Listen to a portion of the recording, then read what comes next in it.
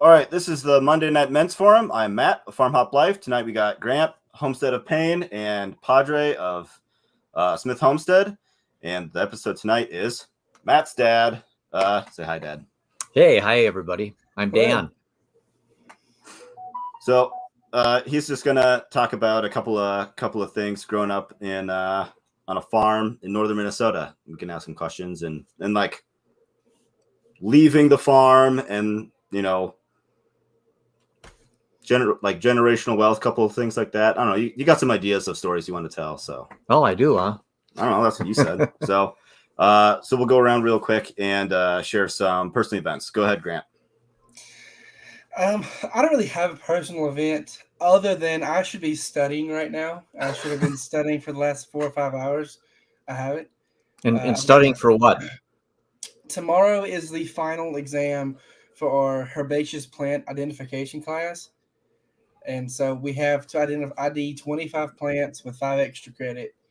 So I haven't been doing I think you're going to do fine. You seem to ace everything else, so I'm not worried. Maybe. I get at least a 60. 60?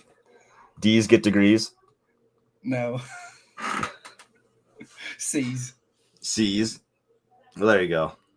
Well, all right. Nice. Well, good luck. Not studying. Padre, how you doing? It's been a while. Yeah, I've been busy, very busy. Oh no, he dropped out.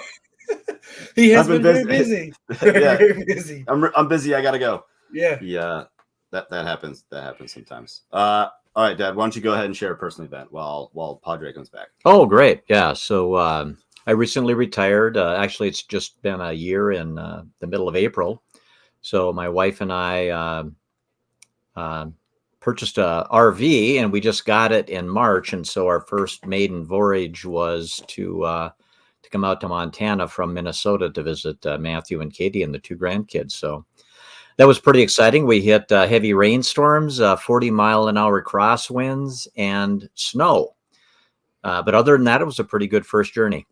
And we're here. So we're staying just outside Matthew and Katie's house for 4 or 5 days, and we're headed back on Wednesday.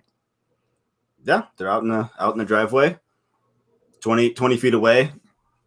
Milo always wants to walk out the front door and go hang out in the RV. So that's his thing. He just wants to.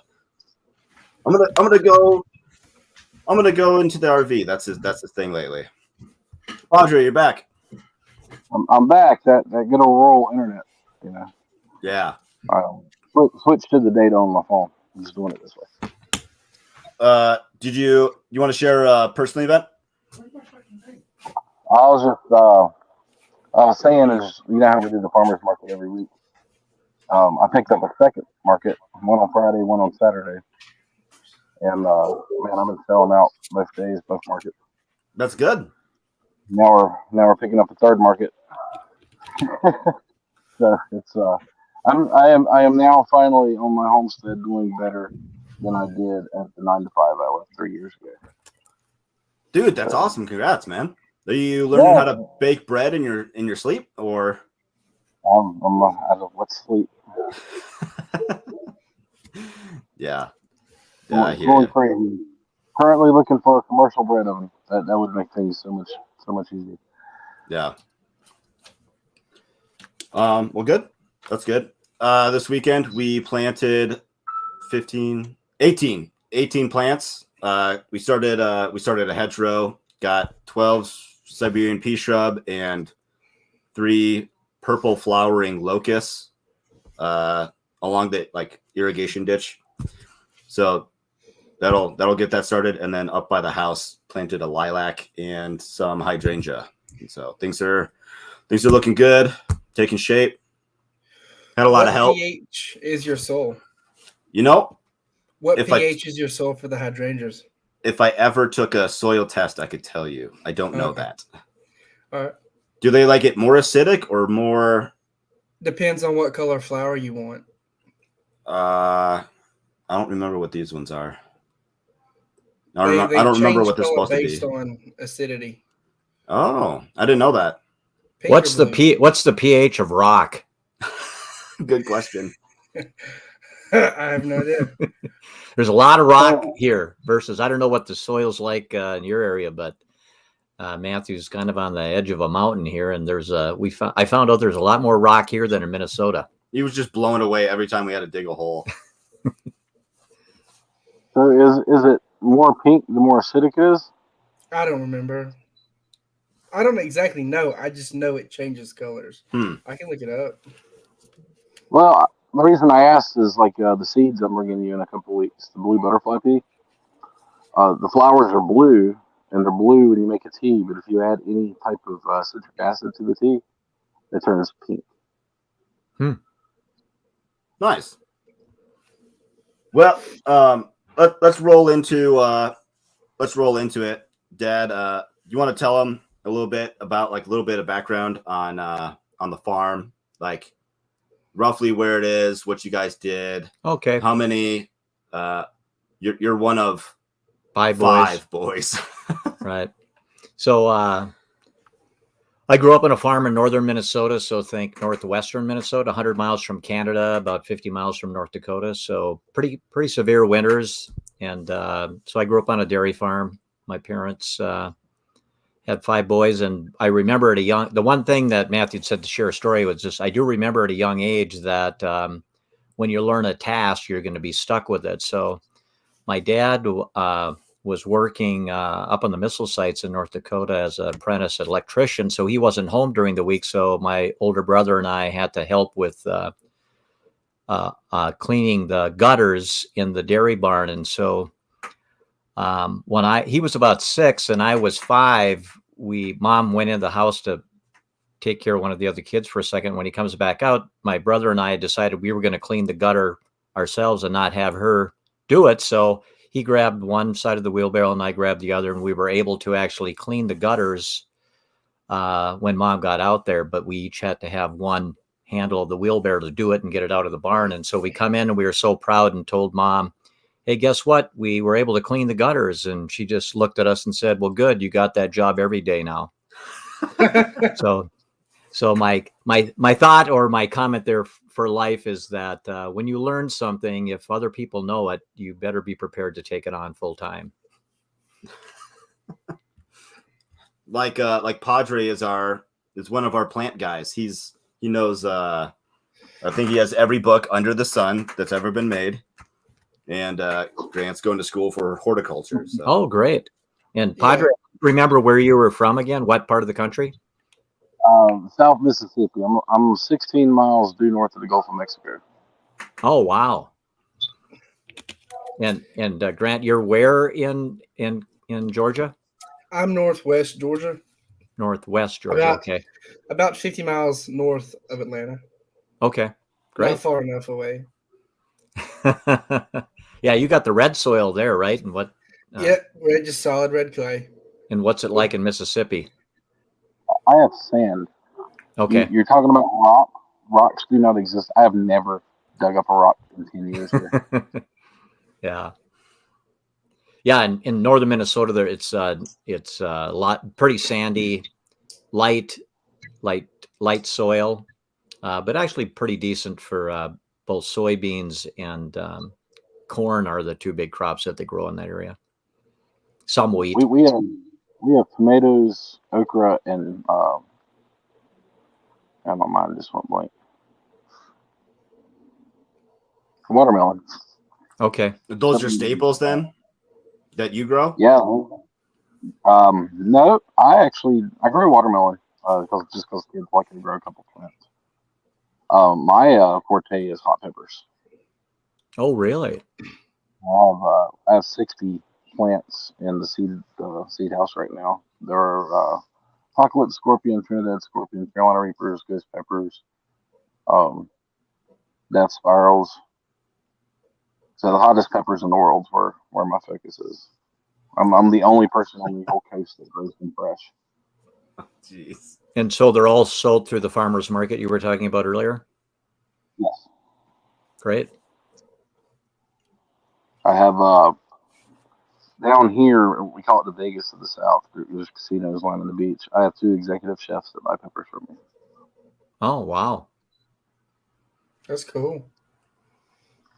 When you guys had dairy cows, but then did you also have a conventional garden? Just kind of like Yeah, we had a couple tomatoes acre and- garden actually. So Couple that acre. that's how most of us, we had sweet corn and a bunch of potatoes, and then all the regular vegetables that you would expect to have on a farm. But stuff yeah, that stored. the Stuff that you could potatoes, store. we had stored the potatoes down in the basement of the farmhouse over the winter. And, of course, they would grow a little bit because it wasn't quite that chilly. So afternoons, we would have to go down there and empty the potatoes from the sacks and then desprout them because they were all growing tendons. Yeah. That was a afternoon project in the winters. And know if any of you had to do that, or you would do that when you were planting potatoes. Sometimes they will sprout them so they grow better. Yeah, I do that when I grow them. So last year, I just had saved a bowl, maybe about a 5 or 10 pounds just aside, and then they just all kind of sprouted by themselves. And I just dumped them in one of my raised beds, and they started to pop up.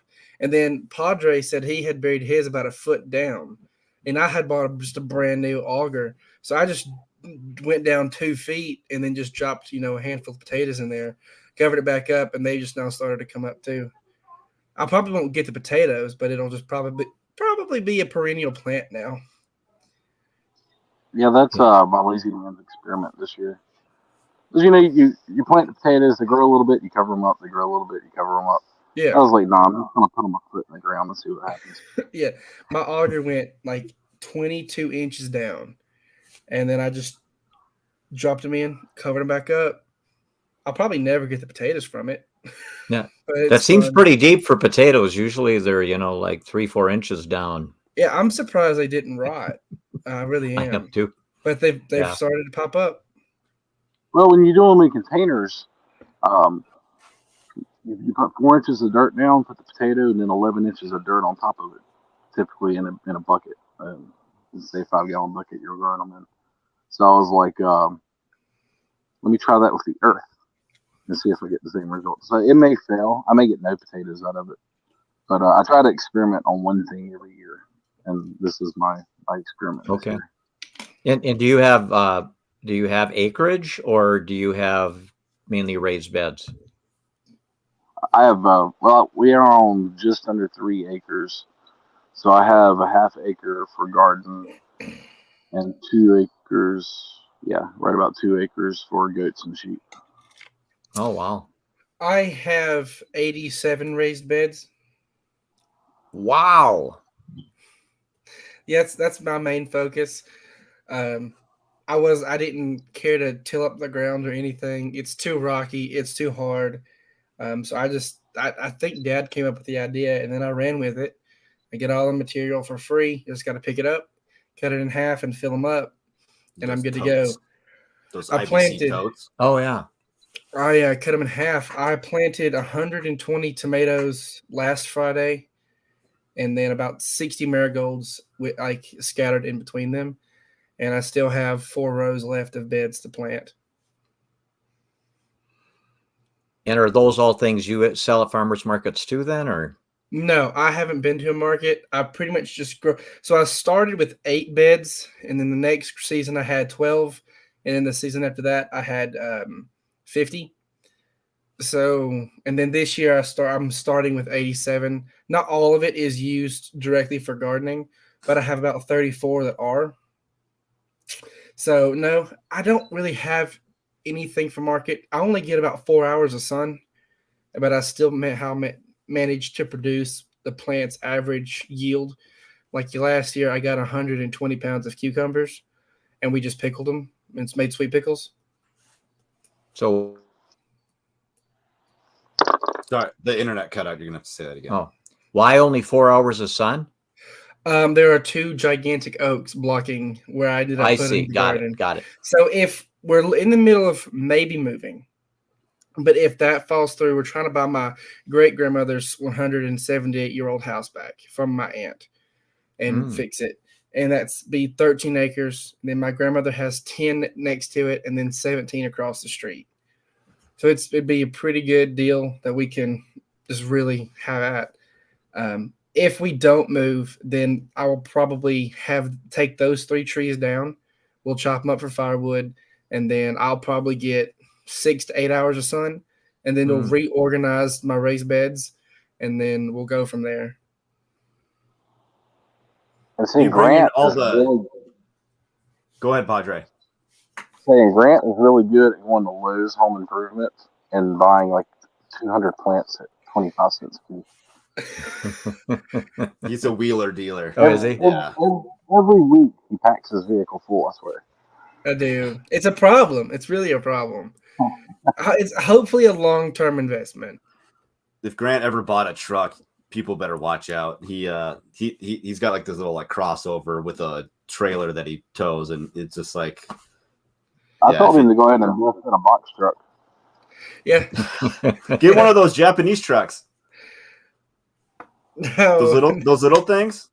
Yeah. Yeah. I don't think I can drive those on the road down here. Really? I thought Yeah. they were street legal. I haven't seen any. I've seen people who own them, but they've always been farm trucks. Mm. And Sure. they're not cheap. They're really not cheap. Yeah, they're still like $20,000 or so. Yeah. Yeah. I could get a box truck for that Yeah. and a that's bunch true. of plants. Yeah. Like Yeah, you probably pick up a box truck for 500. I had gone to Lowe's this past weekend and bought 30 Asiatic lilies for 20% under clearance, and each one has one bulb in it. So you can divide the bulbs, and you can also root the leaves in sand. So again, just future hopefully product to sell. That's his whole thing. He buys like a bulk thing, and he's able to split it. And I then see. Sell the. Yeah. I didn't realize you could actually negotiate with big box retailers. It depends on the manager, and it depends on their mood. I know one day I got 50 blackberry bushes that were $13. I got them for $1 each. Wow. There were 16 hibiscus that were $26. I got for $1.25. Didn't you get a whole display of seeds for free last year? No, that wasn't me. That was Scott. I went and wholesale. I bought out the Tractor Supply bulb section. I got the display, the wooden display, and everything. And that was probably an honest mistake, because all those bulbs, either I left them outside too long, they got frosted and just damaged, but they all got root rot or some type of fungus, and it killed every single one of them. So I planted like 500 daffodil bulbs, and they all had a fungus. The tulips did fine. Had about 180 tulips planted, and the ones that came up, they did very well. So do you guys ever share like outside videos of like your pepper plants and your tulips and all of the other stuff you guys are growing, so you can kind of see your handiwork? I have a TikTok that I do that. I stopped posting when I hit 3,000 followers because it got boring. It became a task, and I just didn't feel like doing it. I thought about starting back again. I just have to go do it. And Pedro, you do or don't do? I don't. I've had several people mention Padre. Sorry, Padre. I've had several people ask me about a YouTube channel or something, and I tried once, but all the editing and everything in the video is just a pain for me.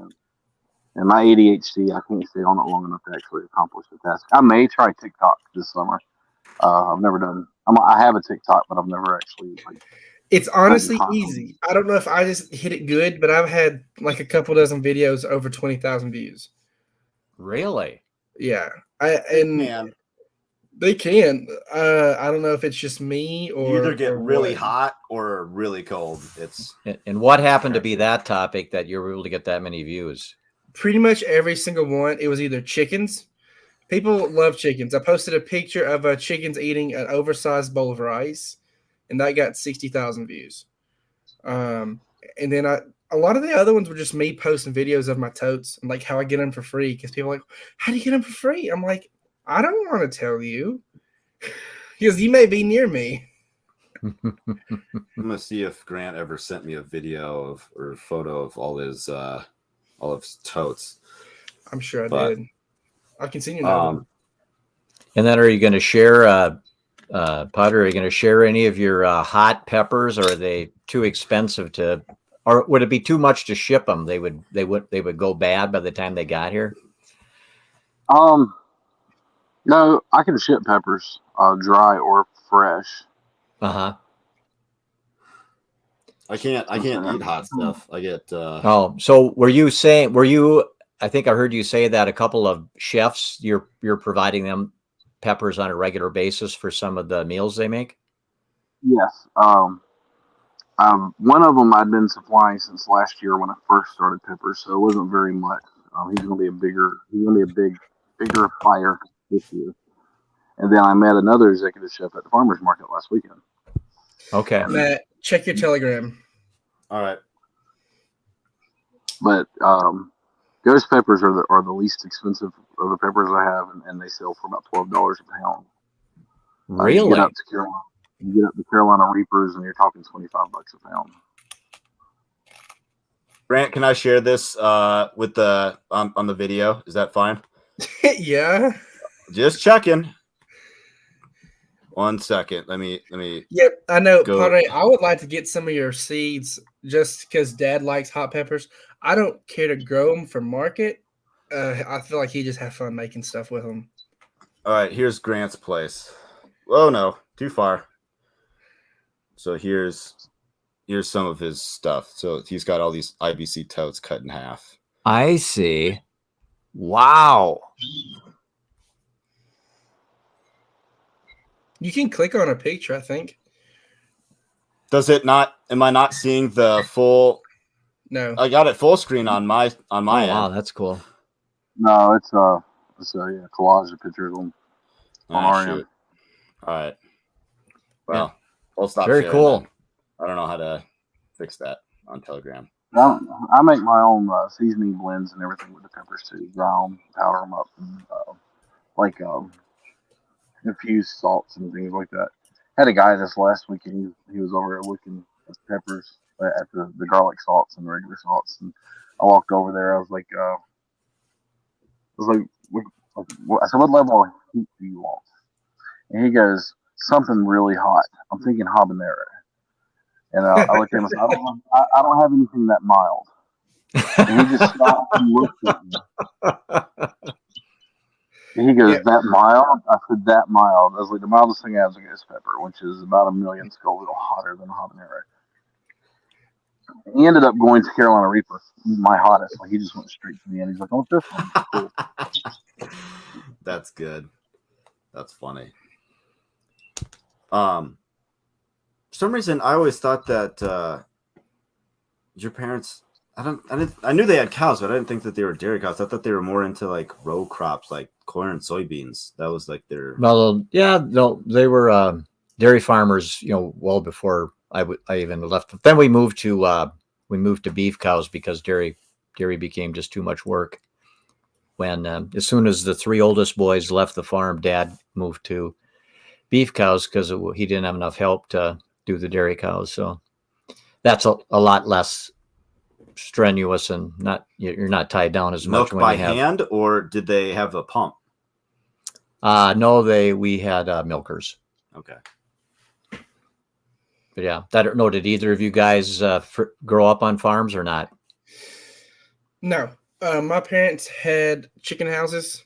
Okay. Maybe when I was 1, and then they had got out of that for specific reasons, and then we're here now for about 20 years. Okay.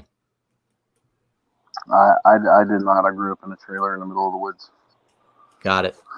Yeah. Now our neighbor had a tobacco farm. In the late summer before school started back, I would help on the tobacco farm. You get paid a little bit, like $2 a day. Yeah, because I was going to ask you down there if tobacco or cotton. Is there cotton down in Mississippi, that area too, or not? Yeah, cotton is still our main agricultural product for the state. We got we've got a ton of cotton. Occasionally when we go over to Alabama, they have tons of cotton too. Hmm. Agriculture is still our biggest GDP in the state. It is. Wow. I don't know what Georgia's is. Crime? You do have Atlanta. Yeah, that's good. That was a good one. So you No, mentioned- we don't really grow tobacco here. If you go over to Louisiana, Latakia grows really well in that climate over there. Right. It's amazing the climate difference just between Mississippi and Louisiana. Like, I don't know what it is, but like killer bees, Africanized honeybees, they're in Texas, they're in Louisiana, they're not in Mississippi. They just don't survive well here. Ours is still agriculture too. Padre, aren't you moving? I thought I saw something in the Telegram chat that you aren't you moving? You bought a place? You moving? We're looking at a place. Okay. 6.7 acres. It's only like 15 miles north of where I'm at. Oh, okay. I'm moving counties. The county I'm in now is a national retirement community, and it's a tourist county, and the taxes are stupid. Yeah. Georgia's largest agriculture commodity exported is chicken. Broilers. Like, there's a whole lot of chicken farms down here. That, then cotton.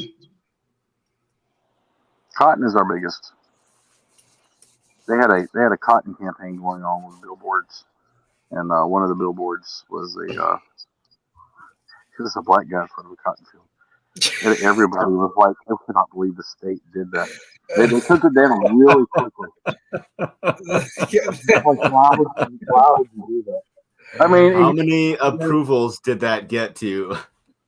I swear, it was shortly after that we changed our flag too. So Good. That is something else. because we still had the Confederate battle flag on our state flag until 2 years ago.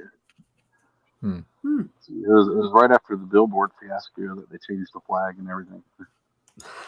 Good. The important things. Yeah. That's the only thing wrong with Mississippi, I'm sure. Yeah, we're the nicest state in the South. I don't care what anybody says. We have the lowest crime. I believe it. I believe it. Sure. We have Atlanta. Enough said. Dad, you had mentioned the three oldest boys had moved off of the farm. What were you encouraged to leave the farm, or were you encouraged to stay? Well, when you realize I guess everybody in the community, pretty much 80% of the community where we went to high school and grade school were all farmers. So we were all poor, but we didn't know it because everybody was kind of in the same situation. But I think our dad and mom both encouraged us to get a degree and get off the farm. And, the winters are pretty brutal. It'd be like 20, 25, 30 below in the wintertime. And you go out to milk the cows. It's pretty chilly, even though the barn's warm because the cattle would keep it warm. But yeah, there wasn't, 4 of the 5 boys actually did move off. The first 4 of the boys moved off the farm. I'm the second oldest. And then my youngest brother, who's now gonna just turn 58, he does still farm 1,000 acres about a mile from the homestead that my dad passed away, but my mom still lives on the homestead, and she'll be 91 in June. So yeah, so hard work, I think, provides some strong work ethic, regardless of what you end up doing for your career. But yeah, for the most part, and in most cases, unless you're inheriting the land, I know, like you were talking, Grant, whether you were able to buy some of the relatives' land there. Or I know, Padre, you said you're looking at some other land. Land is pretty expensive. In the southern part of the state, Minnesota, land is about $10,000 an acre, agricultural land. I don't know what it's down where you guys are. And then in northern Minnesota, because the soil is not quite as rich up there, it's about $3,000 an acre for agricultural land. We're about 700 to 1,200 an acre. Okay. And that would be tillable. That would be tillable soil. tillable. Yep. Needs some help growing, but Yeah. it's just sand down here. I've been I see. on my current for 10 years, and where I garden at now, I spent 10 years building the soil. Okay. I did want to point out that my average January low is like 45 degrees. This comes up almost every time. We've So seen snow 4 years ago. we're The trying last to, time you saw snow was 4 years ago, is what you said? Yeah, our average snowfall is 0. I hadn't seen snow in like 2 or 3 years either. Yeah. Been a couple days.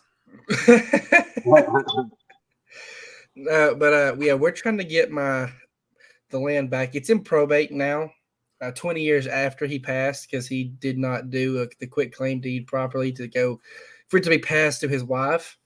Oh no. But so he has 2 sons with a different woman. Both are kind of they need full supervision.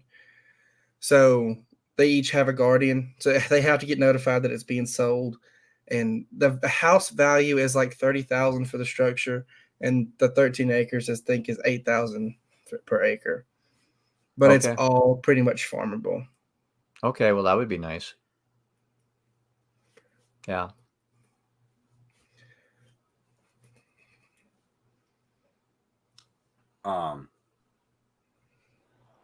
So you got a degree.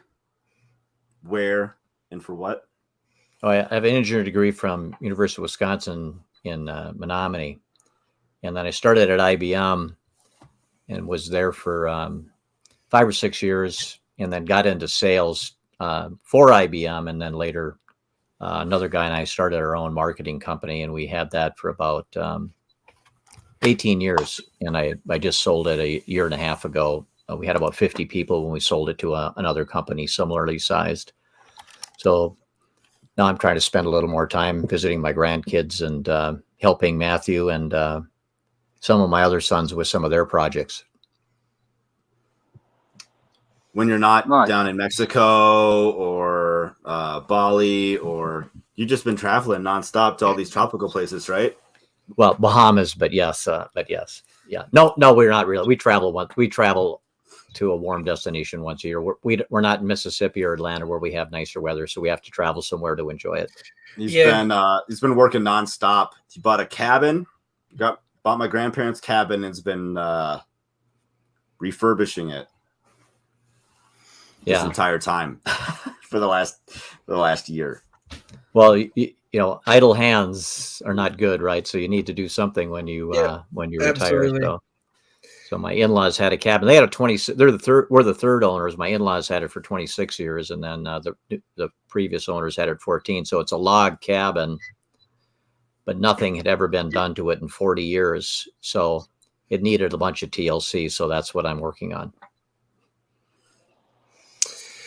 Yeah, if we get this house, there's going to be a whole lot of TLC. It's going to need up-to-date plumbing and electrical.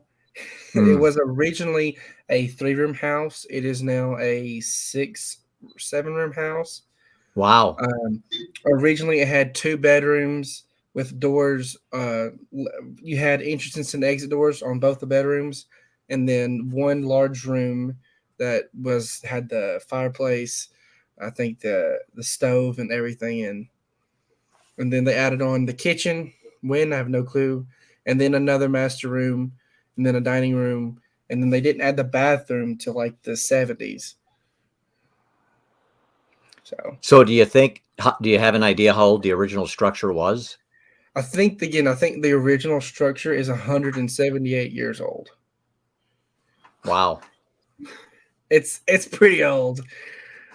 The 2 bedrooms that touch, they have a joining fireplace, which I think is kind of cool. Yeah. How old's your mom's We build house? new houses down here every time a hurricane rolls through. You got to rebuild every time a hurricane rolls through? Yeah, we remodel every 3 or 4 years. Jeez. It's time for new kitchen. Hurricane, whatever came through. 3 years ago, Hurricane Zeta come through and wiped out all the infrastructure on my farm. Really? Except for my chicken coop that survived. Everything else is gone. All my storage buildings, greenhouses, everything gone. Did you have? I was any of going that to ask insured? you, how did you end up getting into the super hot peppers part? I mean, how did that become a focus for you versus other things? It was more of a hobby at first. Me and my sons all enjoy super hot, spicy foods, and I had some left over, and I decided to take it to market just to see if it would sell, and he sold quickly. I mean, within the first hour of being open. And I got to talking to somebody else that does hot peppers. But he just sells hot sauces, and they're all made somewhere else. And he just has one of his hot spice stores. He's like, yeah, there's nobody on the coast that sells fresh hot peppers. And I'm in Cajun country. Everybody likes everything spicy down here. Right. So we took what became a hobby, and because they're not easy to grow, and we just kind of started scaling it up. Last year we did a little bit bigger. This year, I think we're up to 60 plants, and 60 don't sound like a whole lot, but this plants will get 5 feet tall, 5 feet around, and throw off 5. Oh, really? See, I was thinking like 2 foot high type little. Like, how many peppers could you get off a plant? My ghost peppers last year was giving me almost 10 pounds a week. 10 Wow. pounds a They were week. just a week. They were just throwing peppers. I couldn't give them away. Well, you're supposed to be Wow. selling them, not giving them. No, that's what I did. I dehydrated what I couldn't sell, and that's what I made all my spices out of this year. Yeah. So now I have. We had a freak cold blast right before Christmas, and down here peppers are perennials usually. Right at Christmas, we had 3 days in a row below freezing, and that does not happen here. And I lost every pepper plant I had, so I'm starting from scratch this spring. Wow. We can. Will they able to provide that much harvest if they're in their first year? Or were those like 3-4 year old plants that were able to produce 10 pounds a week? No, those are first year plants. Really? Wow. So Give them a here, little. the only way we can have a perennial pepper is if we bring it inside and overwinter it in like just a pot. You got to cut it down, chop it up, and then replant it later. I did not know y'all could have that. That's cool. Yeah, typically we can have that. So this year we've already started making plans to build a basically temporary greenhouses over all the pepper bushes. I'm not taking any chances this winter. What are you going to build it out of? Pallets? Nope, I'm going to go buy those $200 10-foot wide, 20-foot hoop houses that last about 3 months. That can get me just through. On Amazon? Yeah. Yeah. Well, so what you can do, since it's Amazon, if you want to just put it back together and then send it back, you can. They have like a 4 or 5 month return policy.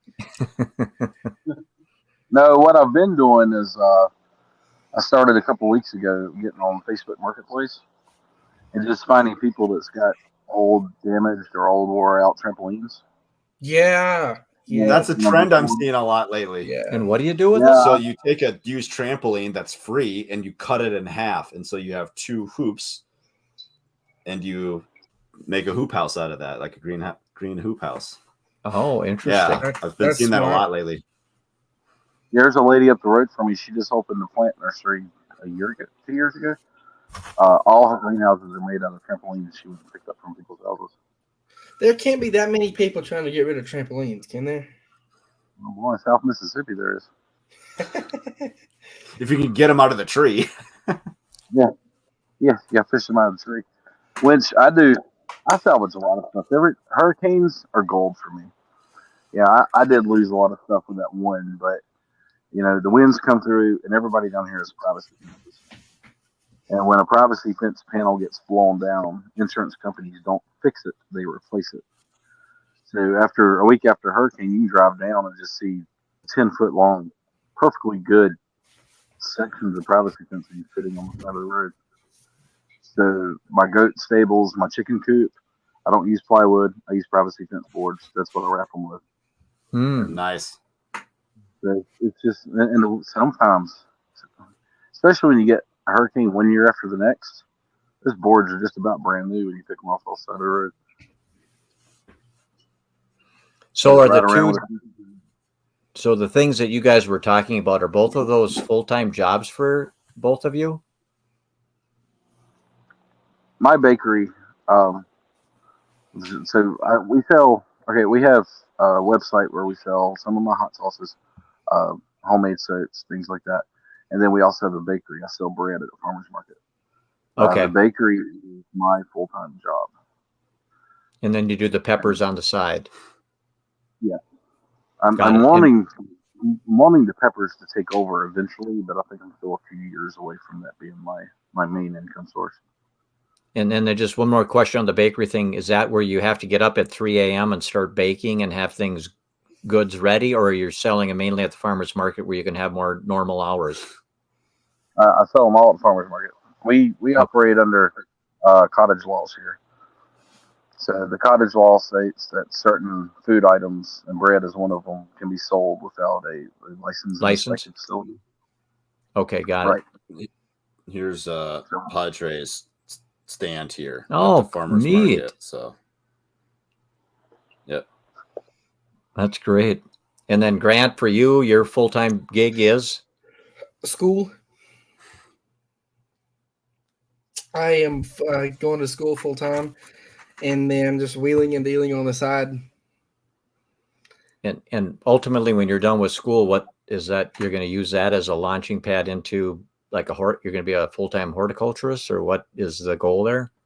My goal is to open up a nursery and take that nursery. So my first initial goal is to wherever I'm going is to do small scale commercial food production for vegetables and produce for farmers markets. Mm-hmm. Because I always figure, okay, I grow 2,000 pounds of vegetables. Nobody wants them. I can eat them. That's fine. I won't have to pay a grocery bill. So time's not wasted. And then I want to, transfer that from that to getting plant nurseries. I want to do some small scale meat production on the side for me and family.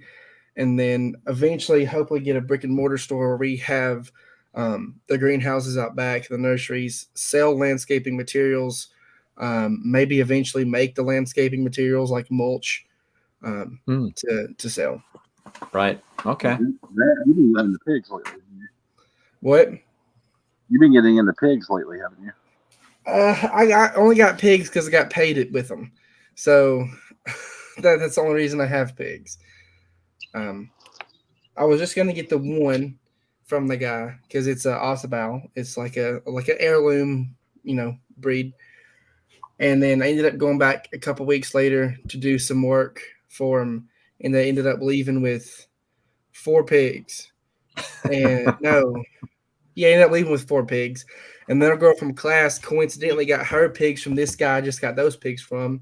But she got them in the city, and the city's like, you can't have pigs. So I waited till like the last day the city was going to come and inspect them. And then I just went and picked them up because I didn't feel like paying $50 for 2 pigs I didn't want. She's like, well, can you come get them? I was like, yeah, I'll come get them. And then I traded 2 of those pigs. They're about, 20 pounds. And I traded them for 270-pound pigs, and we butchered those out. So we have like a whole freezer full of pork. That's so much pork. Grant can wheel and deal like nobody I've ever seen. Yeah, that's really because the pigs would have had a heyday with all of your plants that you had there. Had you had to try to pen them, and he made a pig pen out of it. IBC. Yeah, I put Matt. I'll get you a picture of that. castle. I see. Yeah, it's like you probably could have to put it up on TikTok, but I have like 60 of these IBC totes that I haven't cut up yet. So I used them and I stacked them I put them, I think, 2 high, and they're about 8 wide. And there's just a pig pen. Got it. Are you gonna send it on Telegram? Yeah, I'm gonna go see if I can find it. All right. So have you thought about being a professional auctioneer or something like that, where you're buying stuff and then you're reselling just buy it all? He doesn't want to sell it. Just I'm more opportunistic. So I mean, it's hard for people to say no when they want them gone or they want something. So it's very easy. So a guy at work, his girlfriend's dad had 5 goats, and he wanted to sell them. These were some nice goats. Well, he ended up giving me his girlfriend's dad's bottom price first. I'm like, okay, I'll do it. I'll do it for $500. So I'll do it for $100 a piece. And then so I turn around and I sold one of them for $450, 2 of them for $150, and then another one for I think $125. And then I kept the other one.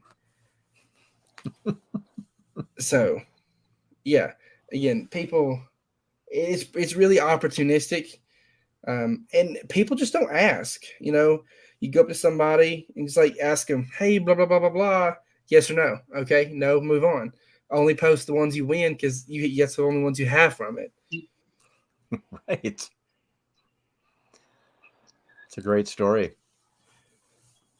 On the I think on the last episode or two ago,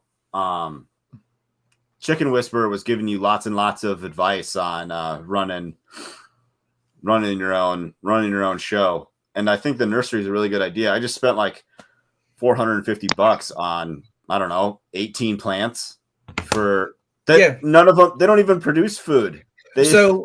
Last week we went on a field trip. And to Dixie Green. It's a nursery in Alabama. They have 12 acres of greenhouses.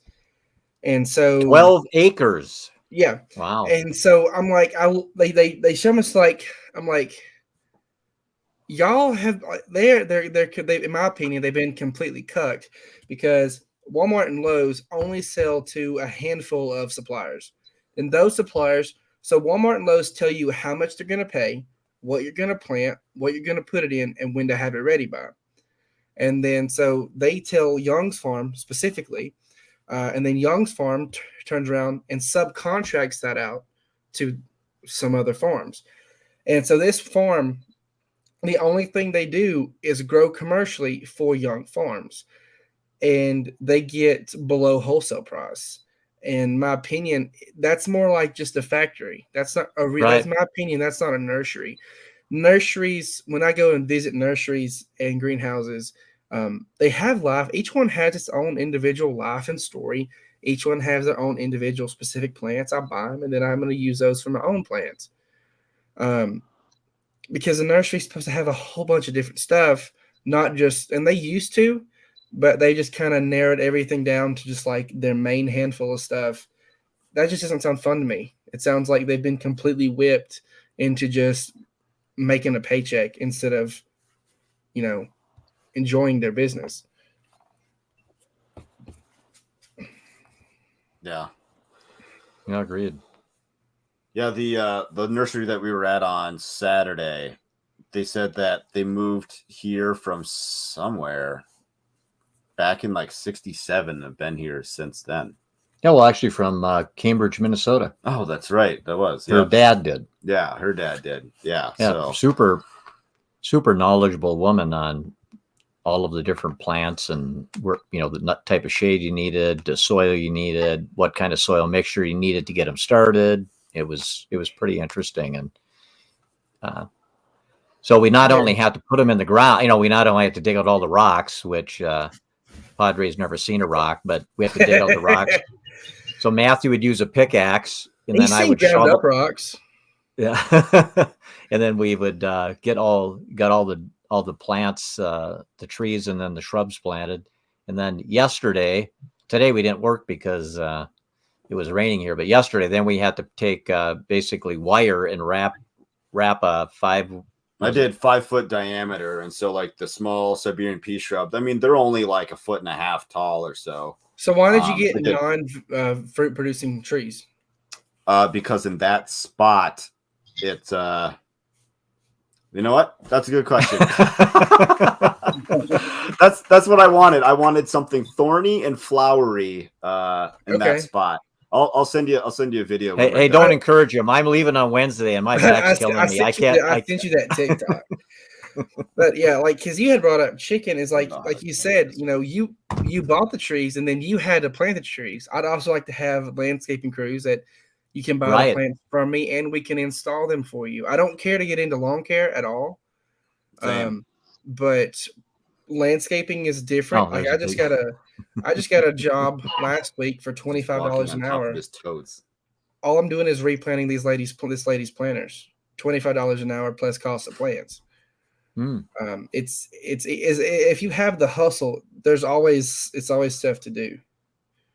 No, that's true. Speaking of hustle, go ahead, Padre. I just think bread. Hey, Everything I grow really feeds the family, other than peppers. So, well, I was going to ask you, Padre, would any of those spices taste good on barbecued ribs, or would they be too hot? it depends on how much you like heat. No, right. Well, send a link to Matthew, and maybe I'll order some spices from you and just put a little bit on. I'll try a rack with a little more spice on it and see what people think. I'll send one. I can't legally sell across state lines yet, but I can gift one.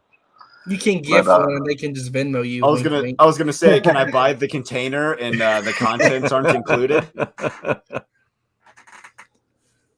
The whole shipping across state lines things is complete total BS. Well, I know. Well, as long as I'm operating under cottage laws, I have to abide by that. But our goal is hopefully by the end of this year, is to have a 10 by 20 building out here, and we're going to have it converted into a commercial kitchen, get it licensed and inspected, and then I won't be down by any of that stuff anymore. Okay, nice. Then you could just start an e-commerce use an e-commerce platform and sell nationally or internationally even. Yeah, and we already have one of those and stuff. So I'll add it to that. I just added the bakery page recently. People can order online and pick up at the farmers market. So you mentioned that because there's a lot of people. There you go. Repeat.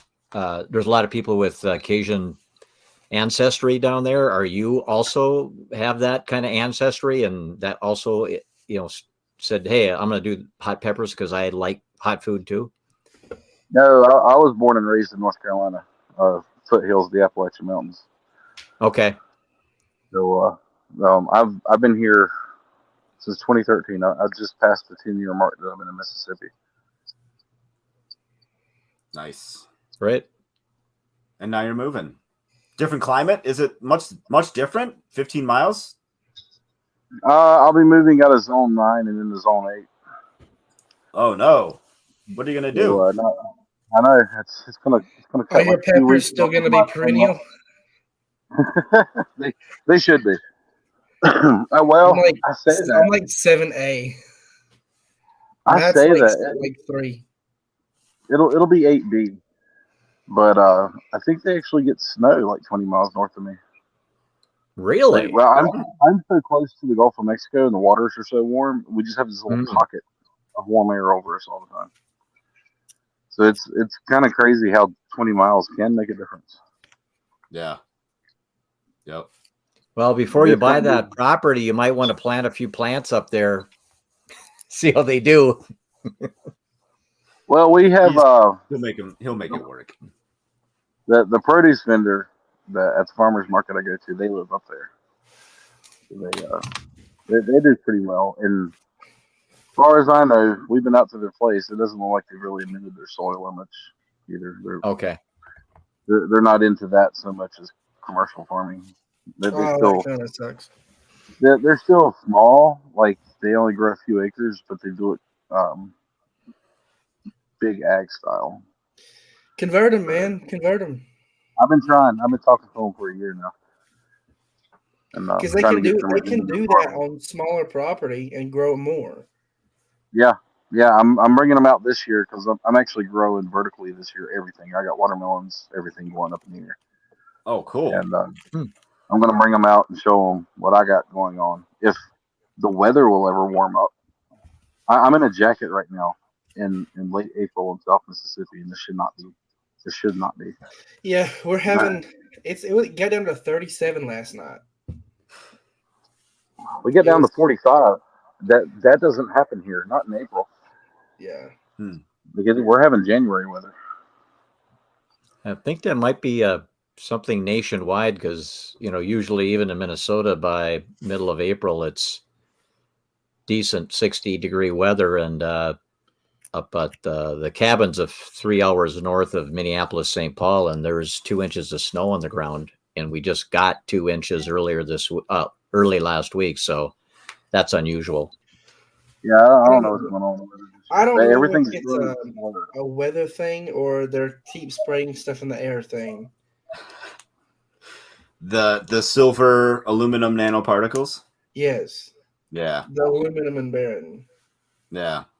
Well, we got a couple minutes left. Dad, Grant, and Padre, is there a couple things that you wanted to touch on that we didn't get to mention yet? No, this was great. I got some product that I need to get some spices, and we'll have to see how you'll have to follow up with me and tell me how Grant does on his test tomorrow. Sure. Oh yeah, it'll be in the Telegram. We'll see. I gotta go so I can study.